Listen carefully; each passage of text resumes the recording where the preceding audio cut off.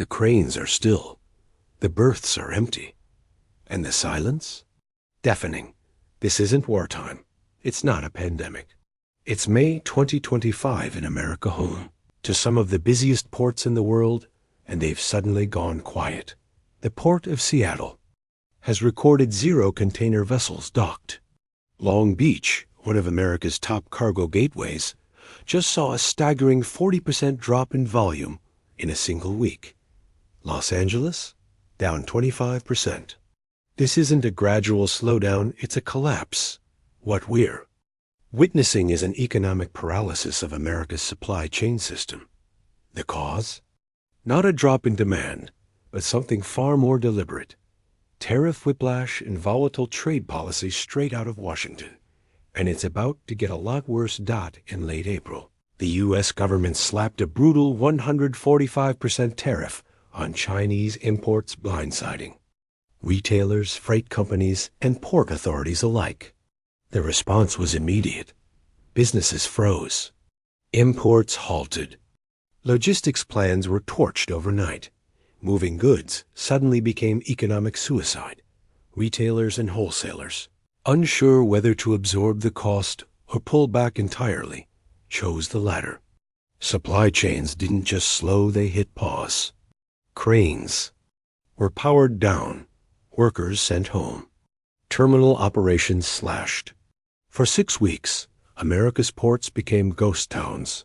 Charles Vanderstein, president of Maersk North America, reported cargo volumes from China to the U.S. had dropped 30 to 40%. In weeks, that's not a dip. That's a free fall. The fallout cascaded fast. Shipping lines pulled 25% of their capacity off U.S.-China routes, redirecting vessels to more stable waters in Europe and Southeast Asia. Warehouses ran empty. Truckers sat idle. Importers, desperate to dodge the tariffs, rerouted goods through Canada or stockpiled only high-margin items. It wasn't strategy. It was survival. But this was never going to be sustainable. The economy was suffocating. Then came the whiplash. On May 14th, the U.S. and China announced a surprise tariff de-escalation. Duties on Chinese goods would drop to 30% for a temporary 90-day window. A reprieve, but a short one. Suddenly, the floodgates opened. Retailers rushed to front-load inventory like never before. Back-to-school goods, holiday merchandise, electronics, furniture, anything and everything that had been on hold was now being packed, palletized, and loaded onto ships. But this wasn't normal demand. It was panic in motion. The mad dash created a freight surge. But there's a catch. Global shipping isn't instant. It takes 3 to 4 weeks for cargo from China to reach West Coast ports, and 4 to 6 weeks for the East Coast. Which means this tsunami of cargo is only now beginning to crash ashore, just as ports are still recovering from 6 weeks of operational shutdown. It's a perfect storm. Ports slowed down to survive, and now they're being asked to sprint at full speed. Terminal staffing remains thin. Crane operations are still dialed back, and the workforce?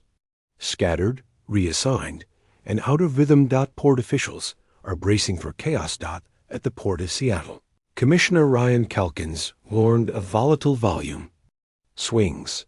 The container traffic could drop 40% one month and surge 60% the next, he said. The system can't absorb that kind of volatility without cracks. The cracks are already showing. Shipping giants like Maersk are scrambling to reintroduce vessel capacity.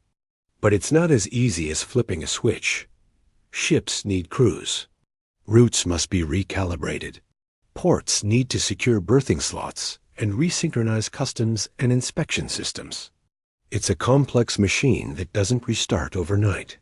Meanwhile, to handle the volume spike, some carriers are bringing in mega vessels, bigger ships that need deeper berths, more cranes, and longer unloading times.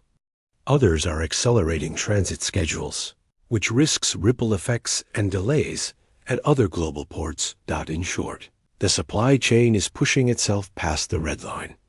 And that's just the Short-term risk. The real danger is what happens next. What if the 90-day reprieve ends with no permanent deal? What if tariffs snap back to 145% in August, right when this cargo surge hits U.S. docks? Those goods ordered in May, en route in June, landing in July, could suddenly become liabilities. Retailers would be on the hook from massive tariffs, slashing already thin margins and creating instant financial carnage. This is the nightmare scenario. A logistics system sprinting to catch up, only to slam into another brick wall of policy. Shifts. The problem isn't just tariffs. It's uncertainty. A 30% tariff is painful but manageable. What's breaking the system is not knowing whether that number will double, vanish, or change by tweet tomorrow. No business, port, or logistics provider can plan under those conditions. The result? Whiplash economics. First, the import freeze. Then, the cargo surge. What comes next nobody knows. Shipping today has become a casino. Importers aren't making decisions based on demand forecasts or market strategy. They're gambling, betting their future on political timing, not economic fundamentals. And the little guys? They're getting crushed. Large multinationals can hedge risk, eat short-term losses, and air freight high-margin goods. But small importers? They're frozen, paralyzed by the volatility. They can't take the risk of betting on a shipment that might become unaffordable mid-transit. Across the supply chain, planning is dead. Forecasting is a joke. And panic has become the new normal. From terminal operators to longshore workers, truckers to warehouse staff, everyone's just trying to keep their head above water. 1 week, there's no work. The next, there's too much. The rhythm of global logistics, built on predictability and coordination, is broken. This isn't just a trade problem. It's an infrastructure crisis. The U.S. supply chain was built to be efficient, not chaotic. Every link from ships to trucks to store shelves depends on steady flows and reliable timing. Tariff volatility destroys that. And make no mistake, this isn't over. The surge hasn't peaked. The uncertainty hasn't cleared. The 90-day clock is still ticking. And the next decision out of Washington could make or break the entire system again. Behind every idle crane and jammed terminal is a real human cost. Truckers unpaid for wait time, longshoremen sent home early, small business owners lying awake wondering if they made the wrong call. This isn't just cargo. It's livelihoods. It's trust. It's the future of global trade. So here we are. America's ports, once the crown jewel of global commerce, are now ground zero in a supply chain war. The ships are ready. The ports have capacity. The tools exist. But none of it works if policy. Whiplash turns every shipment into a gamble. The big question isn't whether the system will break. It's this: how many more shocks can it take before it breaks for good?